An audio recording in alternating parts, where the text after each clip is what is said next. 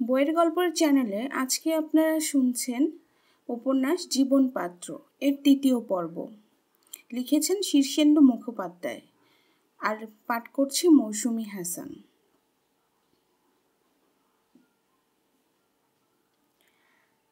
প্রভাস রঞ্জন।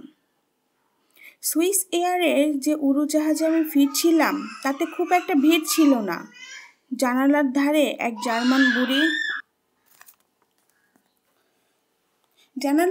একজন জার্মান বুড়ি, তার পাশে এক বুড়ো। পরের সিটটায় আমি। বুড়োর হাতে আর্থরাইটিসের ব্যথা, তাই বুড়ি বুড়োকে কফি ধরে ধরে খাইয়ে দিচ্ছিল, খাবার মুখে তুলে দিচ্ছিল। বুড়োর মুখে বোধহয় প্যারালাইসের ছোঁয়া আছে। ঠোঁটের ফাঁক দিয়ে স্যুপ গড়িয়ে পড়ে, মাংসের টুকরো হঠাৎ করে কোলের ওপর পড়ে যায়। ন্যাপকিন তুলে বুড়ি বারবার মুখ মুছিয়ে দেয়, আর আমার দিকে অপ্রতিভ হাসি হেসে চেয়ে রইলাম, কেবলই ক্ষমা চায়। বুড়োর কাঠ মোটা বিশাল, এক সময়ে যৌবনকালে দাঙ্গা হাঙ্গামা করতে বোধ হয়, এখন বয়সে বড় জব্দ। কথা জড়িয়ে জড়িয়ে যায়, খুব জোরে শীষ দেওয়ার মতো শব্দ করে শ্বাস ছাড়ে। অনবরত সেই শব্দে প্রেসারাইজড আবহাওয়ার উড়োজাহাজের মধ্যে ঘুমিয়ে পড়তে পড়তেও আমি জেগে উঠি, বিরক্ত হই। বুড়ো আমার দিকে একটু একটু অপরাধ বোধ করে তাকায়। বুড়ো বুড়ি আমার খারাপ লাগছিল না, বেশ ভালোবাসা দুজনের। আমার জার্মান বউ সিসি আমাকে খুব ভালোবাসতো। যদি বিয়েটা টিকতো আর আমরা এরকম বুড়ো হতাম, তবে কি তখনও আমার জন্য এতটা করতো সে? সিসির কথা একটু একটু ভাবছিলাম। ফ্রাঙ্কফর্টে তার সঙ্গে আলাপ হয়েছিল। জার্মান মেয়েদের মতো গায়ে কতটা বিশাল ছিল না, বেশ একটু নরম সরম ছোট মাপের চেহারা, রোগাটে সাদাটে ভাবালু, খুব ভালো মন ছিল তার। সেই সব দেখে আমি ঝপাং করে তার প্রেমে পড়ে গেলাম। সে তো পড়লই, যৌবনকালে ওরা বড় বেশি প্রেমে পড়ে। পরিচয়ের পর প্রেম হওয়ার আগে আমরা এক বিছানায় বিস্তর শুয়েছি। যাকে ফুর্তিবাজ বলে আমি ঠিক তা নই। বিদেশে মেয়েদের গা দেখানো এবং গায়ে পড়ার প্রবণতা এত বেশি ছিল যে সেখানে তাদের জলের মতো ভোগ করা ছাড়া গত্যন্তর নেই। আমরাও এরকম অভিজ্ঞতা কিছু ঘটেছিল।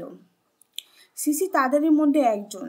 একসঙ্গে কিছুদিন থাকার জন্য ভূমিকা টমিকা করতে হয়নি, এবং কিছুকাল থেকে দূরে পড়াতেও বাধা ছিল না।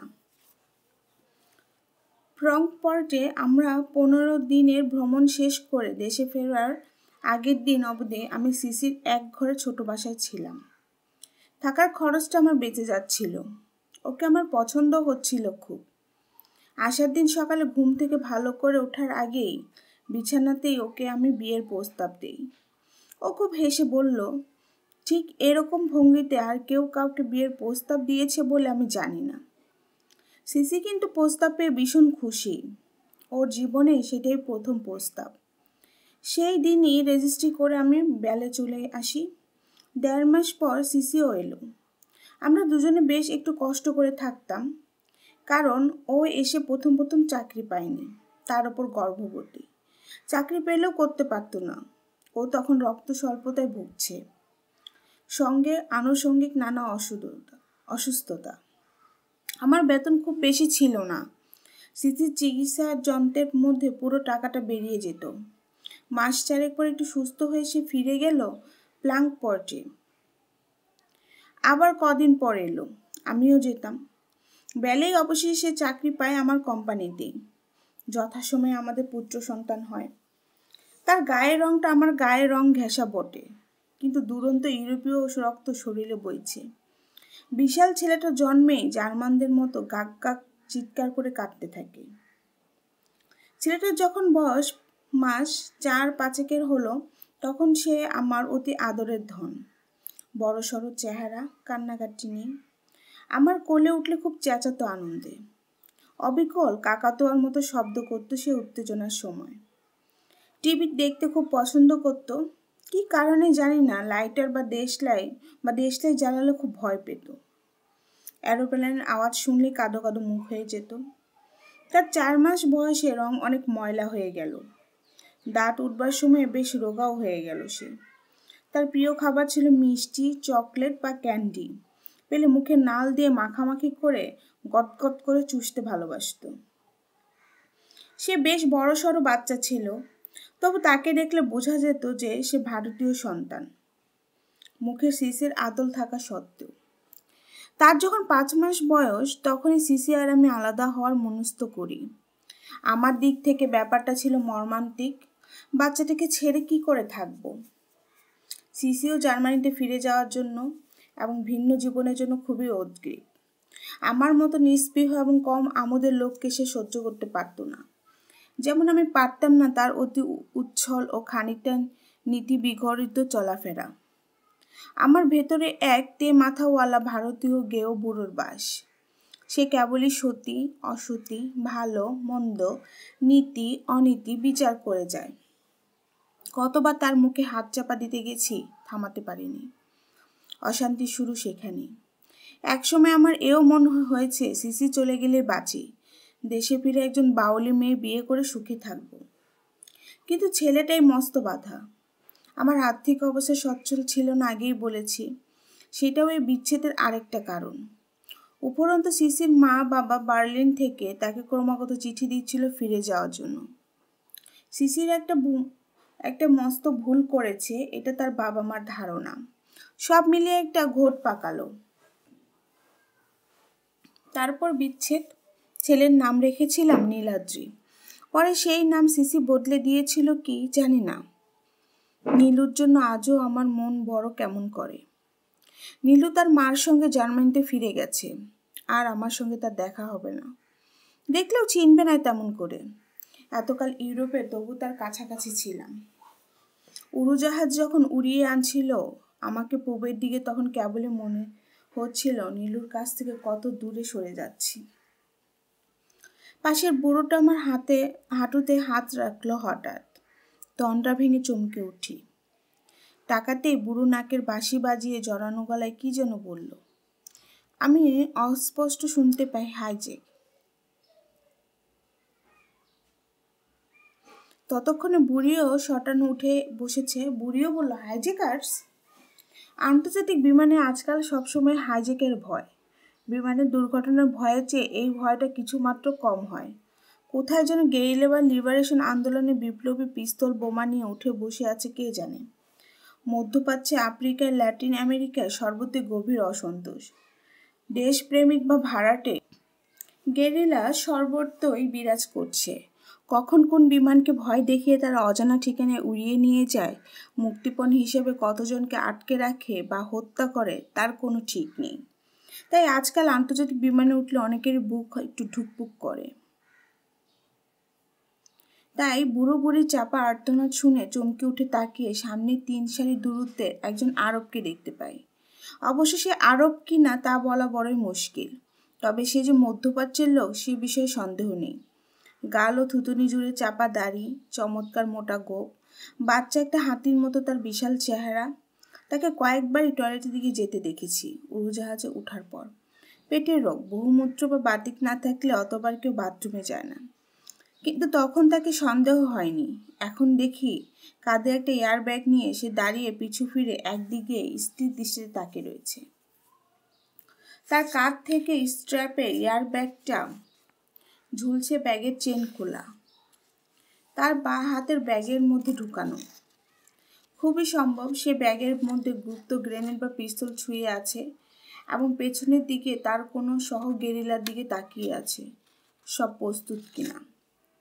একটু আগে নীলুর কথা ভেবে আমার চোখে জল আসছিল। ছেলেকে ইউরোপে রেখে আমি চলে যাচ্ছি। তার সঙ্গে আমার আর দেখা হবে না। আমার পরিচয় তার জীবন থেকে মুছে যাবে। আমরা সম্পূর্ণ অপরিচিত হয়ে যাব পরস্পরের কাছে। অথচ সে আমারই বীজ, আমার শরীর থেকে তার অস্তিত্বের জন্ম। এতখানি আমাদের আর্থিক সম্পর্ক, তবু সে আজ আমার কেউ না। খুবই শিশু অবস্থায় সে আমার কাছে চলে গিয়েছিল। সে বয়স পর্যন্ত তার হাব বা ভাষা, কাদা, অবুঝ শব্দ সবই আমার ভেতরে টেপ রেকর্ডের মতো করা আছে। স্মৃতির বোতাম টিপলেই টেপ রেকর্ড বাজতে থাকে, সবই মনে পড়ে। আমার মাথার ভেতর থেকে একটা প্রজেক্টর মেশিন চোখের পর্দার উপরে তার সব চলচ্চিত্র ফেলতে থাকে। ছেলেটাকে কিছুতেই ভুলতে পারি না, অধিকার বোধ ছাড়তে চায় না। নীলু আমার ছেলে, এই বাক্যটা ধ্রুবপদের মতো মনের মধ্যে ঘোরাঘুরে ফেরে। একটা অসহায় ভালোবাসা বাৎসল্য আমাকে খুবই উত্তেজিত এবং অবসন্ন করে দেয়। দেশে ফিরে যাচ্ছি, সেখানেও আমার জন্য কোল পেতে কেউ বসে নেই। আদরে আহ্লাদে আমার দুঃখ ভুলিয়ে দেওয়ার কেউ নেই। ছেলেবেলা থেকে আমাদের পরিবার ভালোবাসার চাষ কম দেখেছি। দুঃখ, দারিদ্র্যে, হতাশায় আধমরা মানুষ ছিলাম আমরা। পেটের ভাতই ছিল তখন ভালোবাসার চরম নিদর্শন। মা বাবা বুড়ো হয়েছেন, সংসার প্রায় অচল। প্রথম আমি টাকা পাঠিয়েছি, বিয়ে করার পর তাও পাঠাতে পারিনি। কিভাবে সংসার চলে তা আমার জানা নেই, জানতেও চাইনি। ওসব জানতে গেলে মন ভারাক্রান্ত হয়, তাই না জানারই চেষ্টা করেছি। বাবার চিঠিতে যে অংশ সংসারের দুঃখের বিবরণ থাকতো, সে অংশ আমি বাদ দিয়ে পড়তাম। জানতাম তাদের জন্য আমার কিছু করার নেই, খামোখা তবে তাদের দুঃখের কথা জেনে কি হবে। এরোপ্লেনে বসে আমি সারাক্ষণ আমার দুটো জীবনের কথা ভাবছিলাম। স্বদেশে আমার দারিদ্র্য পীড়িত জীবন, বিদেশে আমার নানা আকাঙ্ক্ষার ব্যর্থতা, এর ওপর নীলুর স্মৃতি। বিদেশিদের মধ্যে এর বেশি সন্তান স্নেহ বোধ হয় নেই। অত্যন্ত আমার মতো পিপাসার্থ পিতৃহৃদয় আমি কারোরই দেখিনি। নিজের বাপ মায়ের মধ্যেও পুত্র স্নেহের কোনো বাহুল্য প্রকাশ পেত না। তাহলে আমার এই প্রবল স্নেহ এলো কোথা থেকে? পরে আমি অনেক ভেবে এর একটা উত্তর খুঁজে পাই। আসলে স্বদেশে যারা আমার আপনজন, তাদের কোনোদিনই আপন বলে মনে হয়নি। একমাত্র ছোট কাকাকে মনে হতো। কেন মনে হতো তা ব্যাখ্যা করা মুশকিল। কিন্তু সেই তাকে সত্যিকার ভালোবাসতে শুরু করি সেই দিনই আমাদের ছেড়ে চলে গেলেন। আবার বিদেশও তাই। আমার ছেলেটিকে বুকে চেপে যখনই ভাবতে শুরু করি এই আমার নিজস্ব সন্তান, তখনই তার ছেড়ে যাওয়ার সময় হলো। আশ্চর্য এই, নীলাদ্রির মুখে আমার ছোট কাকার মুখের ছাপ ছিল। এও হতে পারে স্নেহের দুর্বলতা থেকেই আমি তার মুখে কাকার আদর দেখতাম। পৃথিবীতে আমার প্রিয়জনের সংখ্যা খুব কম। বাবা মার প্রতি আমার দুর্বলতা বা শ্রদ্ধা খুব বেশি থাকার কথা নয়। শিশুকাল থেকে অভাব আর সংসারের ভার কাঁধে বয়ে তাদের ওপর আমার বিদ্যুৎ শ্রদ্ধা এসে গিয়েছিল। মনে হতো আমার কোমরে শেকল দিয়ে সংসারটাকে যেন বেঁধে দিয়েছে। যার জন্য আমার ইঞ্জিনিয়ারিং পড়া হয়নি, অনার্স ছাড়তে হয়েছিল। জীবনের অনেক সার্থকতা আমাকে বারণ করার জন্য প্রস্তুত ছিল, কিন্তু লগ্ন পার হয়ে গেল। তাই নিজের আত্মীয় স্বজনের প্রতি আমার এক বিরূপ মনোভাব জন্ম হয়। যখন বিদেশে সিসিকে বিয়ে করলাম তখন সাময়িকভাবে মনে হয়েছিল এই বুঝি ভালোবাসার আশ্রয় পেলাম। ভুল, খুবই ভুল সেটা। সে ভালোবাসার শুরু দেহের প্রেম দিয়ে তার বিয়ে কতদূর নিয়ে যেতে পারে আমাদের। শরীর জুড়ালো তো ভালোবাসা ফুরলো। আমরা কেবল শরীর দিয়ে মানুষ পরস্পরকে ভালোবাসার চেষ্টা করি। পরস্পরের সান্নিধ্য রাখা ছিল সামাজিক কর্তব্যের মতো। সেখানে বিশাল ও ব্যাপ্ত কর্মময় জীবনে সিসিও যেমন ব্যস্ত, আমিও তাই। আমাদের পরস্পরের ওপর নির্ভরতা কমে গিয়েছিল। ভারতীয় সংস্কার বশত আমি তার স্বাধীন চলাফেরা বা বহির্মুখিতা খুবই বেশি পছন্দ করতাম না। তাই সিসি নয়, নীলুই ছিল আমার একমাত্র অবলম্বন। তার মুখের দিকে তাকালে আমার বুক ঠান্ডা হয়ে যেত।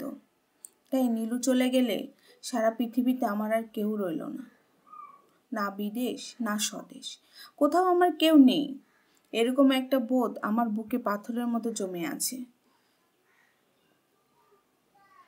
বিদেশে থাকার আনন্দ নেই, স্বদেশে ফেরার আনন্দ নেই।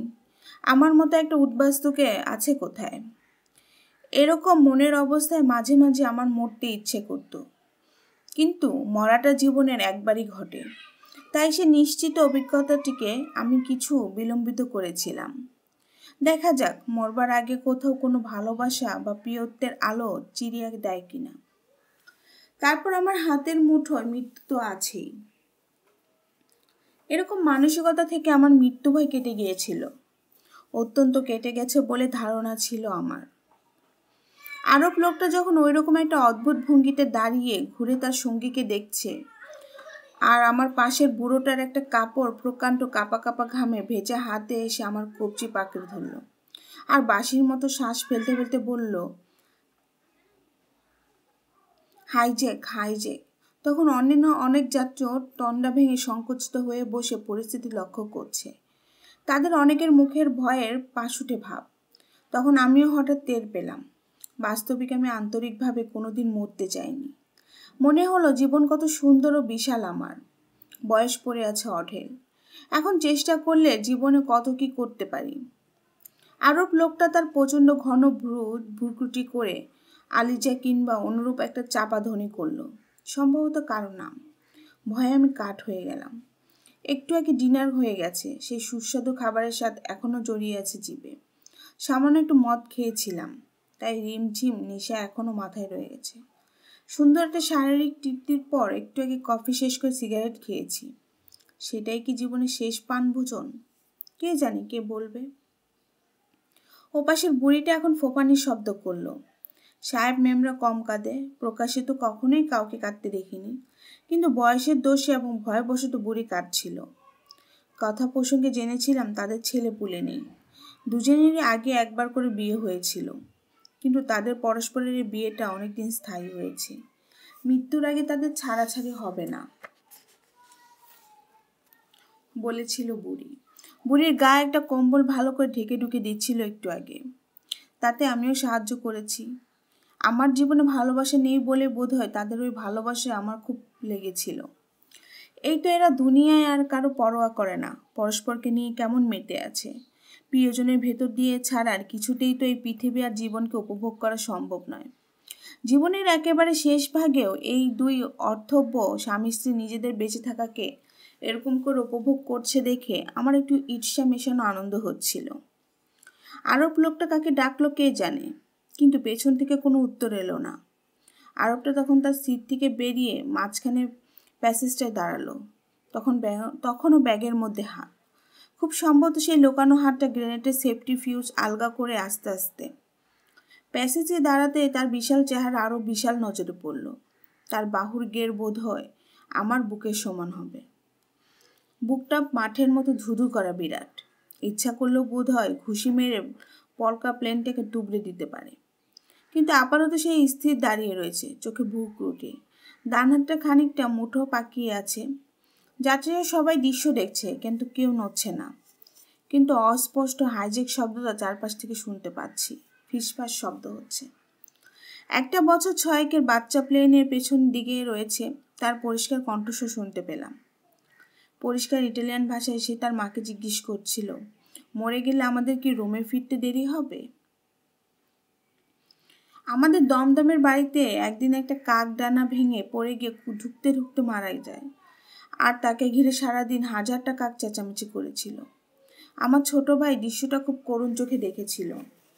পরের দিন যখন আমরা এঁটো কাটা কাক খেতে এসে উঠানে নামছে, তখন সে আমাকে হাত ধরে টেনে গিয়ে একটা কাককে দেখিয়ে বলল, দাদা, ওই কাকটা কাল মরে গিয়েছিল না রে।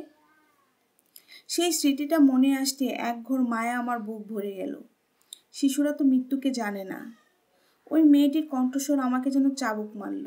নীলুর কথা মনে হলো, ছোট ভাইটার কথা মনে হলো। স্নেহ মায়া বুক ভরে গেল। আরও তীব্র চেহারার আরব লোকটির দিকে স্তম্ভিত হয়েছে আমার ভেতরে মৃত্যু ভয়টা বিস্ফোরণ ঘটালো যেন। আরবটা 1 পা 2 পা করে কয়েক পা এগিয়ে এলো, দাঁড়ালো, আবার এগুলো, দাঁড়ালো। সে একই ভঙ্গিতে তার ডান হাত মুঠো পাকানো, বা হাতে ব্যাগের মধ্যে ভরা। একটু বাদে কিছু একটা ঘটবে। লোকটার মুখে চোখে এক কঠিন আত্মপ্রত্যয়। মৃত্যুর প্রতি সে নির্মমভাবে উদাসীন। সবসময় বিপদকে নিয়ে সে বেঁচে আছে। আর তখন হঠাৎ আমার মানসিক একটা বিকলতা ঘটে গেল। হঠাৎ যেন এরোপ্লেনের মৃদু চাপা শব্দ আর অতি দক্ষিণ থরথরে থেমে গেল, আর আমি এক স্বপ্নময় দৃশ্যের মধ্যে ঢলে পড়লাম। সেই দৃশ্যটা সম্পূর্ণভাবে বাস্তব বর্জিত। দেখি একটা বিচিত্র দেশে আমি পৌঁছে গেছি। এখানে মাটির রং নীল, তার উপর হলুদ, সবুজ, লাল, গোলাপি হরেক রকমের ঘন ঘাস গজিয়ে চারধারে যেন এক ধরনের রঙের ধাবার ছক তৈরি করে রেখেছে। সেই সব রঙিন ঘাসের নিখুঁত চৌখুপের ধারে ধারে নাতিদীর্ঘ গাছে সম্পূর্ণ গোল রামধনু। ছবিতে যেমন সব কাল্পনিক পাখি দেখা যায়, তেমনই সব পাখি উঠছে চারধারে। আকাশের রং উজ্জ্বল নীল, তাতে গোল গোল সুন্দর নানা বর্ণের মেঘ। তারাগুলো অনেক আছে, ফুটে আছে। আর প্রতিটি তারার মধ্যে নাক, চোখ, মুখ আঁকা। আকাশের একাধারে এত বড় একটা চাঁদ দেখা যাচ্ছে যে মনে হয় দিগন্তের প্রায় 12 আনা অংশ জুড়ে আছে। চারধারে ছোট ছোট ঢিলা রঙিন কাজ আর কাঠ দিয়ে তৈরি বাড়ি। রাস্তা দিয়ে পুতুলেরা হেঁটে যাচ্ছে। দুটো কুকুর অবিকল মানুষের ভাষায় কথা বলছে রাস্তা দিয়ে। গ্রোসারি শপের সামনে একটা টেকো পুতুল একটা পাখির সঙ্গে তার স্বরে ঝগড়া করছে। 3 জন পরী উড়ে উড়ে রামধনুগুলোয় আরো ভালো করে রং দিয়ে যাচ্ছে। একটা খেলনা মোটর গাড়ি মোরকের ডাকের মতো ভেপু বাজিয়ে গেল। চারধারে কি এক অপরিসীম শান্তি, এক মৃত্যুহীন নিরাপদ শাশ্বত জগৎ। পরিষ্কার বুঝতে পারছিলাম নীলুর জন্য সেই সব ছবির বই কিনে দিয়েছিলাম আমি। তারই কোনোটা না কোনোটার সাথে এই ছবিটা ছিল। আমি সেই জন্য একটা ছবির মধ্যে ঢুকে গেছি। আমি হঠাৎ ঢুকরে বলে উঠলাম, নীলু। আরব লোকটা সেই মুহূর্তে আবার ডাকলো, আলিজা। এবার পেছন থেকে একটা শব্দ হলো। তারপর একটা লম্বা সুন্দর পানা মেয়ে উঠে এলো কোথা থেকে, তারও অবিকল মধ্যপ্রাচ্যের চেহারা। সে এসে এই বিশাল লোকটার মুখোমুখি দাঁড়িয়ে দুর্বোধ্য ভাষায় খুব উত্তেজিত হয়ে কথা বলতে লাগলো। এই মেয়েটাই কি ওর সহগেরিলা? আমরা অপেক্ষা করতে লাগলাম। অলকা। এই সকালবেলায় আমার ঘরখানা চমৎকার দেখাচ্ছে। সারাদিনের মধ্যে আমার সবচেয়ে পছন্দের সময় হলো সকালবেলা।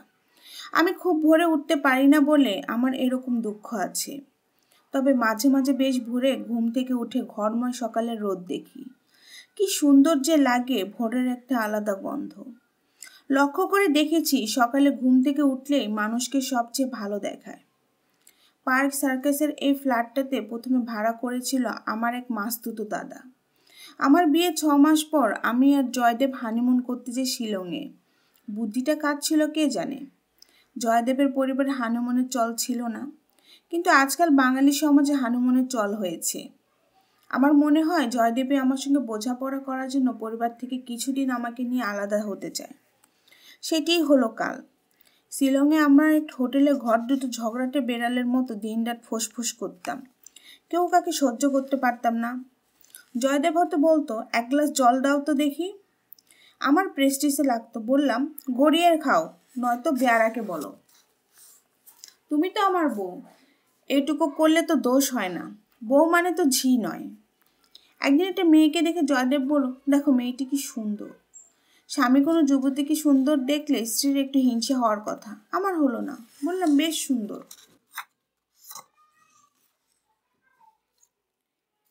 আলাপ করো না, তবে তুমি তো স্মার্ট নও, ভালো করে ভেবেচিন্তে কথা বলো। জয়দেব অবশ্য গেল না কথা বলতে। চেরাপুঞ্জি দেখতে গিয়েও খুব তুচ্ছ কারণে একচোট ঝগড়া হলো। জয়দেব বলল, চেরাপুঞ্জিতে পৃথিবীর সবচেয়ে বেশি বৃষ্টি হয়, এটা কিন্তু সত্য নয়। আমি রিসেন্টলি একটা বিদেশি ম্যাগাজিন পড়েছি, আর একটা কোন জায়গায় যেন এর চেয়ে বেশি বৃষ্টি হয়। চেরাপুঞ্জিতে না হয় অন্য কোথাও পৃথিবীর সবচেয়ে বেশি বৃষ্টি হলেই বা আমার ক্ষতি কি? কিন্তু যেহেতু জয়দেব বলছে, সেহেতু আমার কথাটা ভালো লেগেনি। মনে হয়েছিল একটু পাণ্ডিত্য দেখানোর চেষ্টা করছে। আমি বললাম, আন্দাজে কথা বলো না তো। না অলকা, আমি পড়েছি। মিথ্যে কথা, চেরাপুঞ্জিতে বেশি বৃষ্টি হয়। জয়দেব রেগে গেল।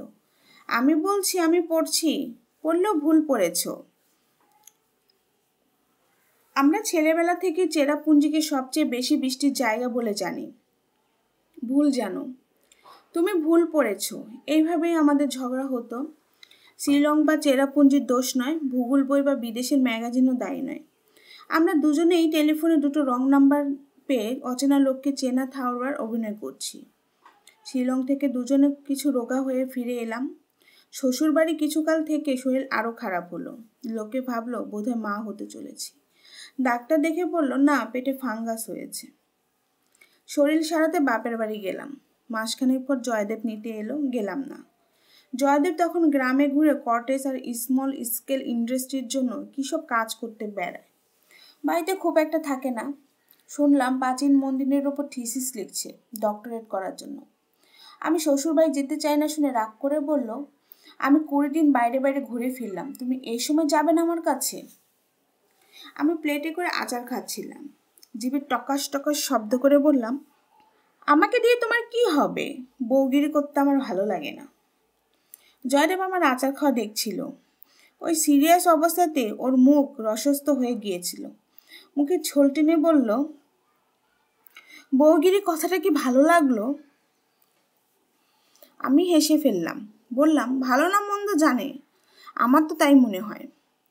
জয়দেব হাল ছেড়ে বলল, তুমি কি আমাকে একটু সহ্য করতে পারো না? পারতে পারি যদি তুমি আলাদা থাকো। আলাদা থাকলে কি হবে? আমি আলাদা বসে স্বাধীনভাবে থাকতে পারি। তোমাদের বাড়ির অত লোকের মধ্যে থাকতে আমার ভালো লাগে না।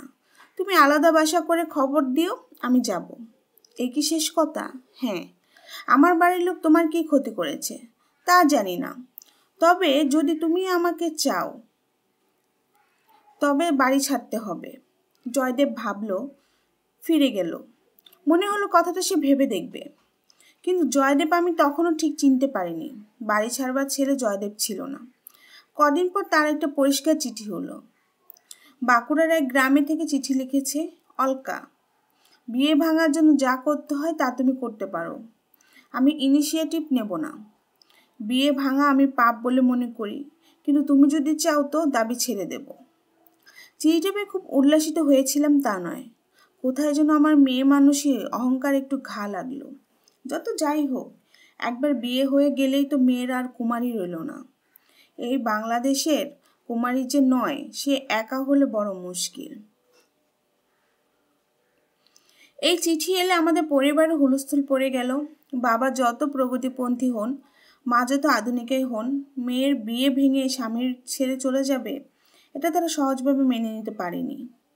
বাবা উত্তেজিত হয়ে বললেন, চল অলকা, আজ তোকে তোর শ্বশুর বাড়িতে দিয়ে আসি। মাও বাবার সঙ্গে একমত। আমার ঠাকুমা ভীষণ চেঁচামেচি করতে লাগলেন। দাদাও খুশি নয়, অথচ আমি বা কেন শ্বশুর বাড়ি যাব? বাড়ির লোকজনের সঙ্গে আমার তুমুল ঝগড়া হতে লাগলো। আমি স্পষ্ট বললাম, যদি জয়দেব বাড়ি থেকে আলাদা হয় একমাত্র তবেই আমি ফিরে যেতে পারি। বাড়ির লোকজন আমার মতে মত দিল না, জোর করতে লাগলো। আমি প্রায় 1 বছর মাসির বাড়ি চলে এলাম। মাসিও বাঙালি হিন্দু ঘরের মেয়ে, আমাকে চূড়ান্ত পর্যায়ে প্রশ্রয় দিয়েছে এক সময়। সব রকম আধুনিকতা শিক্ষিত করেছে। তবুও দেখা গেল আমার এই বিয়ে ভাঙার ব্যাপারটা ভালো চোখে দেখছে না। বলল, দূর মুখ পুরি, স্বামীর সঙ্গে যতই ঝগড়া করিস বিয়ে ভাঙতে চাস না। এই দেশে যারা বিয়ে ভাঙে তাদের ভবিষ্যৎ নেই। ভেবেচিন্তে কাজ করতে হয়, হুট করে এই কম বয়সে সব করিস না। মাসির সঙ্গেও বলল না, অথচ কেন জানি না মনটা বড্ড আর হয়ে রয়েছে। জয়দেব বা তার পরিবারের কাছে ফিরে যাওয়ার কথা ভাবতেও পারি না। আমার আর এক মাসির অসীমদা তখন বিলেতে ছিল, বউ বাচ্চা নিয়ে চলে যাবে, 5-7 বছর ফিরবে। তার পার্ক সার্কাসের ফ্ল্যাটটা তালাবদ্ধ থাকবে এমন কথা হচ্ছিল।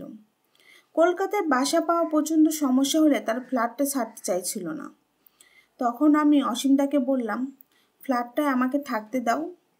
অসীমদা খুশি হয়ে বলল, তবে তো ভালোই হয়, কতগুলো দামি ফার্নিচার রয়েছে, তুই আর জয়দেব থাকলে ভালোই হতো। জয়দেব থাকবে না, আমি একা থাকবো। এটা আর অসীমদার কাছে ভাঙলাম না। ওরা যেদিন রওনা হয়ে গেল সেদিন বিকেলে গিয়ে ফ্ল্যাটটা দখল করলাম। জীবনে এই প্রথম একা থাকা, একদম একা। একটু ভয় করছিল ঠিকই, কিন্তু সেই সঙ্গে একটা প্রচণ্ড আনন্দও হচ্ছিল। একা আর স্বাধীন হওয়ার মধ্যে কি যে আনন্দ। বাড়ি থেকে বাবা মা আত্মীয় স্বজনরা এসে ফিরে যাওয়ার জন্য অনেক জ্বালাতন করলো। আমি জেদ বশত গেলাম না। বাড়ি ফিরে গেলে ক্রমাগত আমার ওপর নানা দিক থেকে চাপ সৃষ্টি হবে।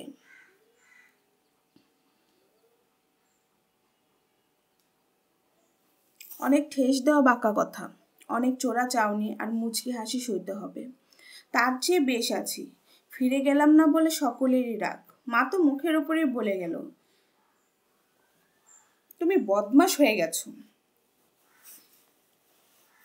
নষ্টামি করার জন্য একা ফ্ল্যাটে থাকবার অত শখ? ব্যাপারটা তা নয়, বিয়ের আগে যা হওয়ার তা হয়েছে, কিন্তু বিয়ের পর থেকে আমার মনের কিছু পরিবর্তন ঘটেছে। পুরুষদের প্রতি আমার এক ধরনের অনাগ্রহ, উদাসীনতা কেন জানি না জন্মেছে। একা ফ্ল্যাটে থাকতে হলে চাকরি চাই। কলকাতার চাকরির বাজার তো তেমন সুখের নয়। তবু চেষ্টা চরিত্র করে এক চেনা সূত্র ধরে ইঞ্জিনিয়ারিং কলেজে এক অধ্যাপকের বাড়িতে বাচ্চা রাখার কাজ পেলাম। ইংরেজিতে বলে বেবি সিটার। ওরা স্বামী স্ত্রী দুজনেই চাকরি করে, স্ত্রী ডাক্তার। তারা মানুষ বেশ ভালো। বালিগঞ্জ প্লেসে তাদের বাড়িতে সকাল 8টা থেকে বিকাল 6টা পর্যন্ত 7 আর 3 বছরের দুটো ছেলে মেয়েকে সামলে রাখতাম। দুপুরে খাবার দিত আর 200 টাকা মাইনে। 7 বছরের ছেলেটা কনভেন্টে পড়তে যেত, তাই তাকে বেশি আলগাবার দরকার পড়তো না। 3 বছরের মেয়েটা সারাদিন ঘড়ি ধরে সাজতাম, খাওয়াতাম, গল্প বলে ঘুম পাড়াতাম, বেশ লাগতো। অসম্ভব মিষ্টি আর দুষ্টু মেয়েটা। 7 দিনে সে আমার বড় বেশি ন্যাওটা হয়ে গেল। তার কচি মুখের দিকে চেয়ে বুকের মধ্যে ঢেউ দিতে একটা কথা, আমার যদি এরকম একটা মেয়ে থাকতো। যেসব বাচ্চার মা চাকরি করে তাদের যে কি দুরবস্থা হয় তাই দুটো বাচ্চাকে দেখে বুঝতাম। দুজনে কিছু অস্বাভাবিক রকমের চঞ্চল, অভিমানী, আর কিছু নিষ্ঠুরও ছিল। প্রথমে গিয়ে আমি বাচ্চা দুটোর মধ্যে কেমন যেন ভয় মেশানো, সন্দেহ মেশানো একরকমের দৃষ্টি দেখেছিলাম চোখে। সারাদিন ওরা মায়ের জন্য অপেক্ষা করতো মনে মনে। ডাক্তার মায়ের ফিরতে রাত হতো, তখন মেয়েটা ঘুমিয়ে পড়েও জেগে জেগে মা বলে ডেকে ডেকে ফের ঘুমতো। অন্য কোনো বাচ্চা দেখলে মেয়েটা তাকে গিয়ে মারতো, খিমচে দিত, চোখে খোঁচা দেওয়ার চেষ্টা করত। সবসময় সেই জন্য তার প্রতি এক অজানা অন্যায়ের শোধ নেওয়ার চেষ্টা করত। বড় কষ্ট হতো আমার। মাস তিনেকের মধ্যেই আমি বাচ্চা দুটোর আসল মা হয়ে উঠলাম। সারাদিন আমি তাদের নিয়ে থাকি। আমার নিজের ছেলে মেয়ে হলে তাদের নিয়ে কি করতাম সেই ভেবে মায়ের মতো হাবভাব করি, বায়না রাখি, শাসন করি। ওরা তাই আমার মধ্যে হারানো মা কিংবা নতুন মা খুঁজে পেল। নিজেদের মার জন্য খুব বেশি অস্থির হতো না, বরং আমি সন্ধ্যাবেলা চলে আসবার জন্য তৈরি হলে মেয়েটা ভয়ঙ্কর কান্নাকাটি করত। তাকে ঘুম না পাড়িয়ে আসা মুশকিল হয়ে উঠল। এইভাবে জড়িয়ে পড়লাম ওদের সঙ্গে। কিন্তু বাচ্চাদের বাবা রোহিত সম্ভব চৌধুরী একদিন আমাকে বললেন, অলকা, আপনি তো খুবই শিক্ষিতা এবং ভদ্র ঘরের মেয়ে। এই কাজ আপনার উপযুক্ত নয়। যদি বলেন তো আপনার জন্য আমি একটা ভদ্র গোছের চাকরি দেখি। তাই হলো। এই কথার মাস দুয়েকের মধ্যে আমি একটা বাঙালি বড় ফার্মে টাইপিস্ট ক্লার্কের চাকরি পেলাম। বাচ্চাদের জন্য মনটা খুব ফাঁকা লাগতো। ওরা আরেকজন বেবিসিটার রেখেছে জেনে মনটা খারাপ হয়ে গেল। মাঝে মাঝে গিয়ে দেখে আসি ওদের, এটা সেটা কিনে দিই। কিন্তু মাতৃটির এক অসম্ভব ক্ষুধা বুকের মধ্যে কেবলই ছটফট করে। জয়দেবের সঙ্গে আমার বিবাহ বিচ্ছেদের কোনো সক্রিয় চেষ্টা আমি করিনি। সে বড় হাঙ্গামা। উকিলের কাছে যাও, সাক্ষী জোগাড় করো। তাছাড়া আমার কোনো অভিযোগই বা কী হবে জয়দেবের বিরুদ্ধে? তাই ওসব নিয়ে মাথা ঘামাইনি। আলাদা আছে, বেশ চলে যাচ্ছে। আর কেন মামলা হাঙ্গামায় যাব? জয়দেব তো আমাকে চিমটি দিচ্ছে না। যুবতী মেয়ে, একা থাকে, আমার কি কোনো বিপদ হয়নি? হয়েছিল, কিন্তু সে তেমন কিছু না। অসীমদার ফ্ল্যাটে একটা ফোন ছিল, তাতে প্রথম কিছুদিন একটা ভীতু ছোকরা আমার সঙ্গে প্রেম আলাপ করার চেষ্টা করে, কিন্তু ফোন তুলতে গলা চিনে ফোন ছেড়ে দিতাম। 3 মাস পর সে হাল ছেড়ে দেয়। উপরতলার এক মহিলা ফ্ল্যাটে মদ আর জুয়ার আড্ডা বসত। একবার সেখানকার এক মাতাল আমার ঘরে কড়া নেড়েছিল। আমি দরজা খুলে সে আমাকে ধরবারও চেষ্টা করে, কিন্তু সেটা মাতলামি। পরে সে ক্ষমা চেয়েও নিয়েছিল। এরকম দুটি একটা ছোটোপানা ঘটনা বাদ দিলে আমার জীবন ছিল বেশ নিরাপদ। আমি একা থাকি বা না থাকি সেটাও সবাই জানতো না। কলকাতায় কে কাকে চেনে? তবে আমি যে ফার্মে চাকরি করতাম সেই ফার্মের একটি উজ্জ্বল সুপুরুষ আর স্মার্ট ছেলে আমার প্রতি কিছু দুর্বল হয়ে পড়ে। তার সঙ্গে 2-1বার রেস্টুরেন্টে গিয়েছি, বেরিয়েছি এদিক ওদিক, কিন্তু কি জানি তার প্রতি আমার কখনো কেন আগ্রহ জাগলো না। তবে সে একবার আমাকে বিয়ের প্রস্তাব দেয়। তো আপনারা শুনছিলেন উপন্যাস জীবনপাত্র এর 3য় পর্ব। কেমন লাগলো অবশ্যই তা লাইক কমেন্ট দিয়ে জানাবেন। ভালো লাগলে বন্ধুদের সাথে শেয়ার করবেন। আমাদের চ্যানেল সাবস্ক্রাইব করে আমাদের পাশে থাকবেন। সবসময় ভালো থাকবেন, সুস্থ থাকবেন। আল্লাহ হাফেজ।